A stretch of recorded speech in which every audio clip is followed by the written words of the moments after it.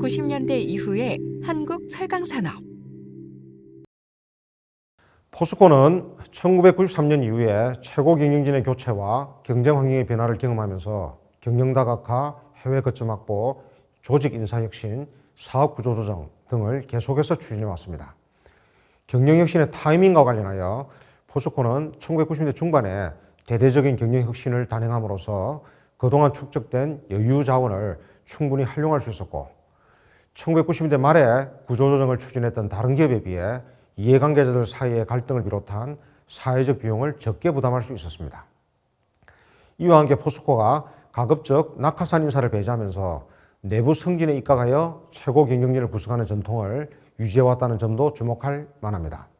그동안 포스코를 거쳐간 회장과 사장 중에 외부 인사에 해당하는 사람은 1994년부터 1998년까지 회장으로 재임했던 김만재 밖에 없었습니다.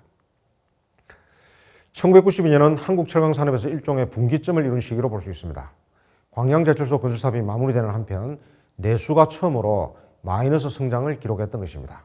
이러한 내수 감소는 1980년대 말에 200만 호 주택 건설과 같은 과도한 수요 팽창에 대한 반작용으로 나타난 현상에 해당하지만, 다른 한편으로는 철강 수요의 전반적인 증가세가 둔화되기 시작하고 있다는 신호로 해석할 수 있습니다. 철강제 내수 증가율은 1982년부터 1991년까지 연평균 15.9%를 기록했는데, 1992년부터 1997년까지는 연평균 11.8%에 머물렀던 것입니다. 그것은 한국 철강 산업이 양적 성장에서 벗어나 질적 발전을 지향해야 하는 국면을 맞이했다는 점을 의미했습니다. 1990년을 전후하여 한국의 철강업계가 기술혁신에 관한 노력을 강화했다는 점도 주목할 만합니다. 포스코는 1989년에 산미특수강, 동부제강, 동국제강, 인천제철, 연합철강, 산업과학기술연구소, 리스트와 함께 한국신철강 기술연구조합을 결성하여 철강 제품의 부가가치 향상을 위해 용융하는 제철기술, 고기능 표면처리 강판 제조 기술, 청정강 제조를 위한 레들 정령 기술을 추진하기로 계획했습니다.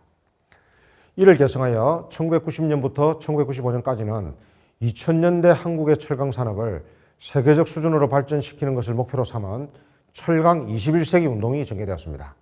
철강 21세기 운동은 신강종 개발, 신기술 개발, 특수강 생산, 연구개발 투자 부문으로 나누어 추진되었습니다. 한국의 철강 산업은 1997년에 들어와 구조조정의 국면에 진입했습니다. 그것은 1997년 1월에 한보철강, 같은 해 9월에 기아 특수강의 부도가 발생하면서 시작되었습니다. 게다가 1997년 말에 시작된 외환위기는 철강 산업에도 직격탄을 알렸습니다. 1998년 한 해 동안 국내 철강 소비가 35%나 격감하는 불황에 봉착했으며, 1998년 말을 기준으로 한국철강협회 회원사 30개 중에서 12개가 경영부실의 상태에 빠졌습니다. 이에 대응하여 국내 철강업체들은 인수합병 혹은 자력회생을 통한 구조조정을 추진했습니다. 한국철강업계의 구조조정은 2004년 10월에 INI 스틸과 현대 하이스코 컨소시엄이 한보철강을 인수하면서 일단락되었습니다. 포스코는 1993년부터 1997년까지 세계 2위를 거쳐 1998년, 1999년, 2001년에는 세계 1위를 기록한 바 있습니다. 그러나 2002년 이후에는 주요 철강업체들의 통합과 중국 철강 산업의 성장을 배경으로 포스코가 세계 5위 내외의 철강업체로 변모했습니다.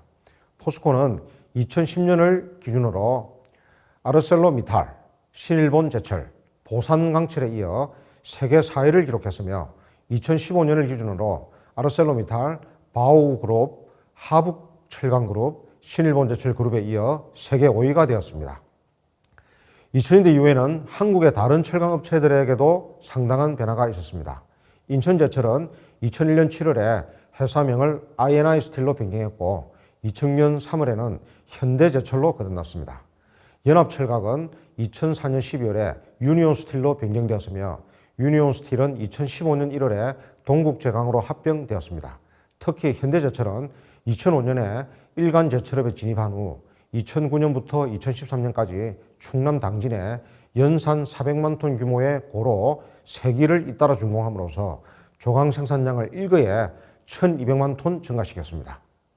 포스코, 현대제철, 동국제강은 현대 한국 철강 산업의 빅3로 불리고 있으며 2015년에 각각 세계 5위, 13위, 84위를 기록했습니다. 기술 패러다임의 변화에 대한 대응. 세계 철강 산업은 1990년을 전후로 급격한 기술 변화의 국면에 접어들기 시작했습니다. 이전에 분리되어 있던 생산 공정을 생략하거나 직결할 수 있는 차세대 혁신 철강 기술이 출현했던 것입니다. 차세대 혁신 철강 기술은 신재생 기술과 신주조 기술로 구분됩니다. 전자에는 직접 하는 법과 용융하는 법, 후자에는 박슬래브 주조법과 박판 주조법이 포함됩니다. 직접 하는 법은 고철의 공급 부족이 심화됨에 따라 고철 대체재를 생산하기 위한 기술이고, 용융하는 법은 용융 상태의 철강석을 환원하여 직접 선철이나 용선을 제조하는 방법입니다.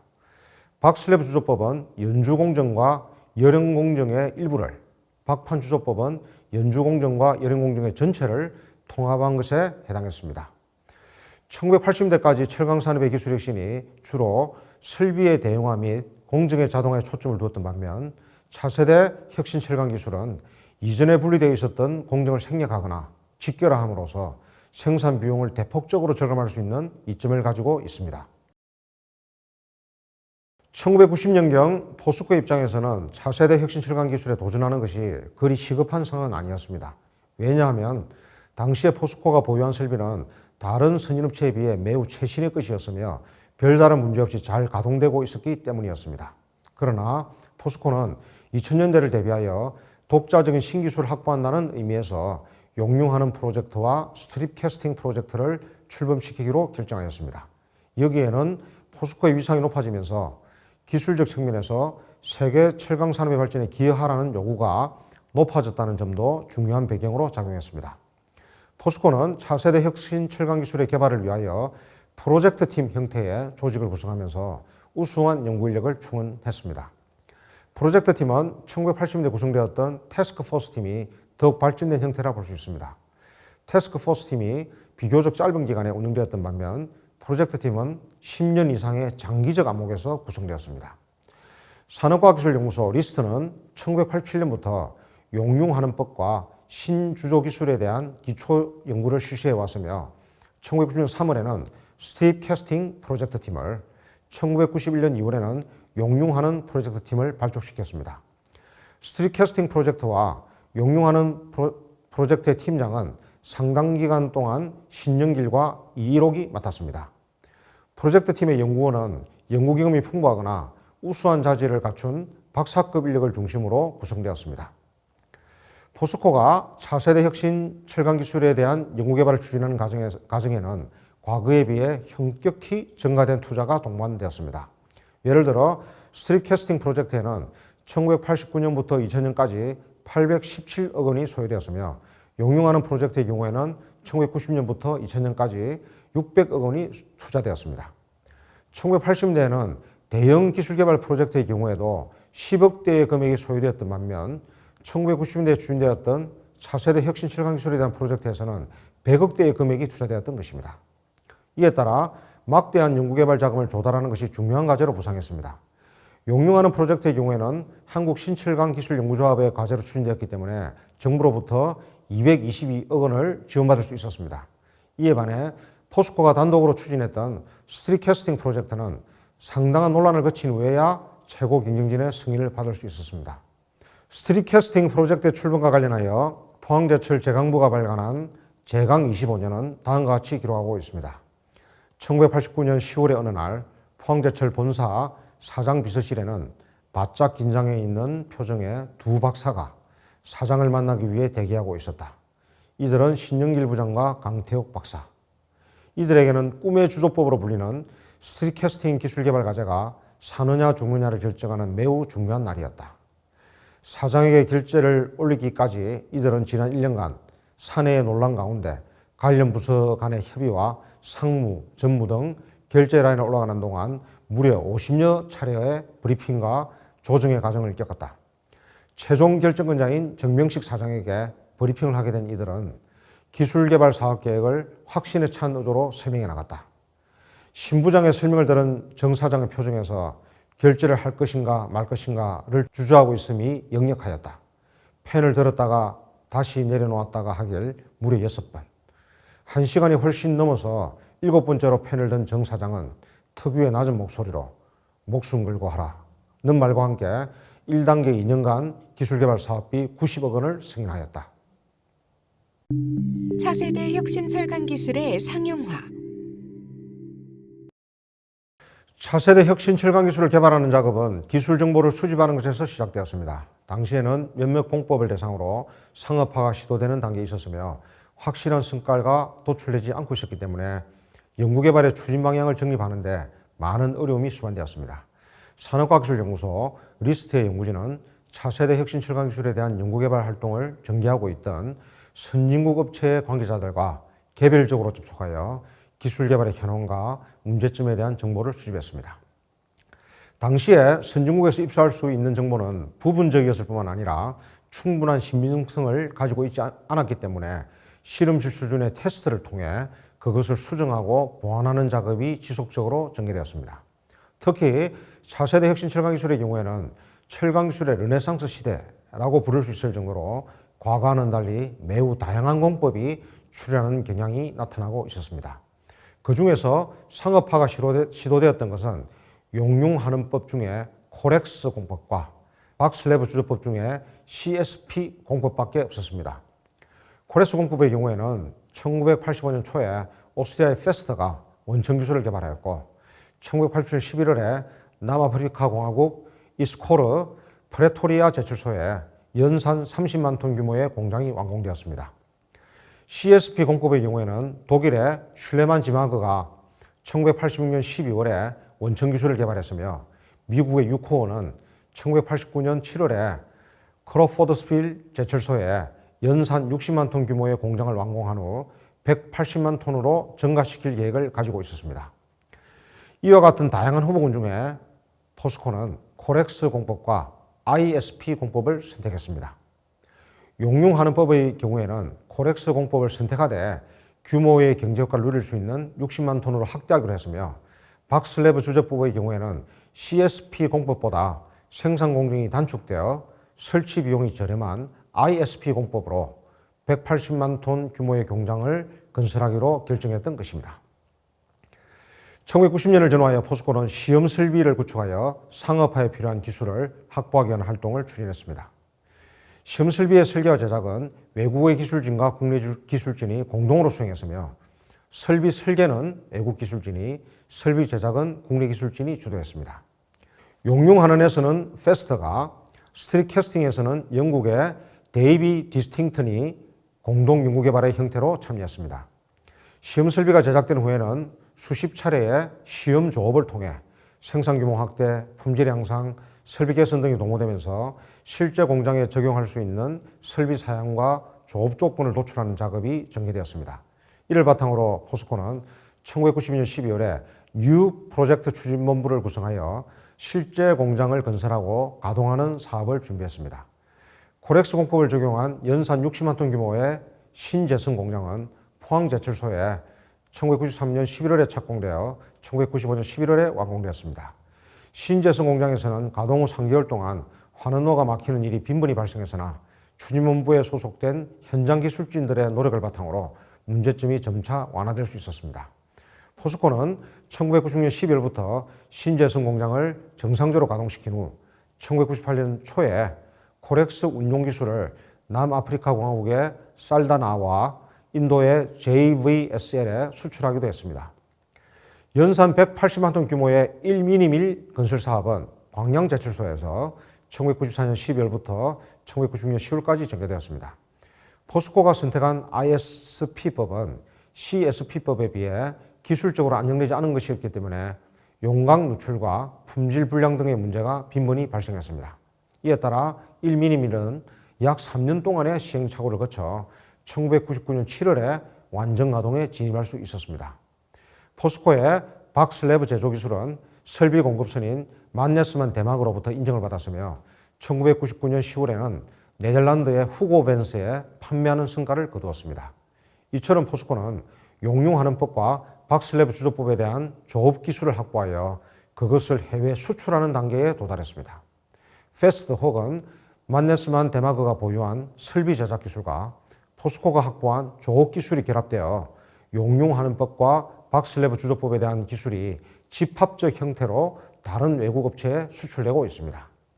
과거에는 포스코가 선진국으로부터 직접적 혹은 간접적으로 기술을 이전받았던 반면 최근에는 선진국의 인류 업체와 동등한 자격으로 기술 협력을 추진하고 있는 것입니다. 이러한 성과는 포스코가 보완적 자산을 확보하고 있었기 때문에 가능했다고 평가할 수 있습니다. 파이넥스 공법의 개발. 포스코는 코렉스 공법을 개발하는 과정에서 새로운 개념을 제안하게 되었습니다. 코렉스 공법은 용기 내부에 반응가스가 잘 통과할 수 있도록 입경이 8 내지 35mm인 펠릿을 별도로 만들어 원료로 사용해야 한다는 단점을 가지고 있습니다. 이러한 점을 보완하기 위하여 입경 8mm 이하인 분광석을 원료로 사용할 수 있는 새로운 공법이 모색되었고 그것은 파이넥스 공법으로命名되었습니다. 파이넥스 공법은 분광성을 환원시킨 후 성형철을 만드는 공정, 일반탄을 성형탄으로 가공하는 공정, 그리고 성형탄과 성형철을 용융하여 쇳물을 생산하는 공정으로 구성되어 있으며 이전과 같이 소결 공장이나 코커스 공장을 별도로 거치지 않는 특징을 가지고 있습니다. 포스코는 점차적으로 규모를 증가시키는 과정을 통해 파이넥스 공법을 개발했으며 그것은 모델 플랜트, 파일럿 플랜트, 데모 플랜트, 상용화 설비의 4단계로 구분할 수 있습니다. 포스코는 1999년 8월에 일산 150톤 규모의 파일럿 플랜트를 만들어 시험 가동에 성공한 후 같은 해 11월에는 페스트와 함께 데모 플랜트를 공동으로 개발하기 시작했습니다. 연산 60만 톤 규모의 파이넥스 데모 플랜트는 2003년 5월에 완공되었으며 상용화를 위한 설비 기술을 확보하고 조업 및 정비 기술을 완성하는 과정을 밟았습니다. 이러한 과정에서 포스코는 분광석을 환원하는 데 적당한 온도와 압력을 찾았고 성형철 설비와 성형탄 제조법을 자체적으로 개발하는 성과를 거두었습니다. 연산 150만 톤 규모의 파이넥스 상용화 설비는 2004년 8월에 착공하여 2007년 5월에 준공되었습니다. 총 1조 600여억 원이 투자되었으며 기본 설계는 페스트가, 상세 설계 및 시공은 포스코 건설이 수행했습니다. 포스코는 2007년 9월에 파이넥스 상용화 설비에서 1일 4,300톤의 용선을 생산하여 정상 조업도를 달성했습니다. 이상의 과정을 통해 포스코는 파이넥스 공법에 대한 공정기술과 조업기술을 모두 확보할 수 있었습니다. 공정기술로는 유동하는 기술, 성형철 설비 기술, 성형탄 개조 기술 등이 개발되었고 파이넥스 상용화 설비의 가동을 통해 이에 대한 조업기술도 축적되고 있는 것입니다. 특히 코렉스 공법의 개발자는 오스트리아의 페스트이던 반면 파이넥스 공법은 페스트와 포스코가 공동으로 개발했다는 점에 주목할 필요가 있습니다. 코렉스 공법의 경우에는 페스트가 설비를 제작한 후 포스코가 이에 대한 조업 기술을 개발하는 식으로 추진되었습니다. 이에 반해 파이넥스 공법의 경우에는 포스코와 페스트가 공동으로 설비를 제작했으며 조업 기술은 포스코가 단독으로 확보했습니다. 이로써 포스코는 파이넥스 공법에 관해서는 설비 제작에서 공장 조업에 이르는 모든 측면에서 기술 혁신 선도자, 이노베이션 리더의 자격을 갖추게 되었습니다. 파이넥스 공법의 장점으로는 소결 공장과 코커스 공장이 필요 없기 때문에 자본적 지출이 줄어든다는 점, 가격이 저렴하고 매장량이 풍부한 가루 철광석과 일반 유연탄을 사용하기 때문에 운영 비용이 적게 소요된다는 점, 파이넥스 공법이 용광로 공법에 비해 환경 오염 물질을 훨씬 적게 배출한다는 점 등이 거론되고 있습니다.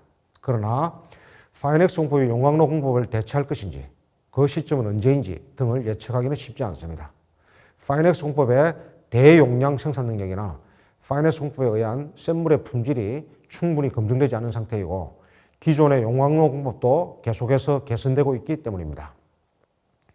2002년 9월에 포스코는 자사가 보유한 100여 건의 기술을 면밀히 검토하여 다음에 6가지를 대표 고유 기술로 선정하였습니다. 첫째는 저가의 연료와 원료를 사용하고서도 출선율을 높이는 기술입니다. 둘째는 앞서 언급한 파이넥스 공법입니다. 셋째는 전로 수명을 향상시키고 정년 시간을 단축하여 전로 3기를 동시에 가동하는 기술입니다. 넷째는 포항제철소와 강정제철소의 생산 품질 공정에 관한 계획을 통합하여 조업을 관리하는 기술입니다. 다섯째는 최적의 스케줄 시스템을 바탕으로 슬래브를 가일로에 바로 장입하여 압연하는 기술입니다. 여섯째는 제품 두께와 형상을 자동으로 제어하여 연료 및 냉연 제품의 품질을 향상시키는 기술입니다. 이러한 기술들은 세계에서 가장 앞서 있거나 다른 철강업체와 확연히 구분되는 것으로서 포스코의 브랜드 파워를 높이는 데 크게 기여하고 있습니다. 지금까지 산업화의 기초가 되는 철강 산업에 대해 살펴보았습니다. 포스코를 중심으로 1970년대의 기술 습득, 1980년대의 기술 추격, 1990년대 이후의 기술 선도를 다루었습니다.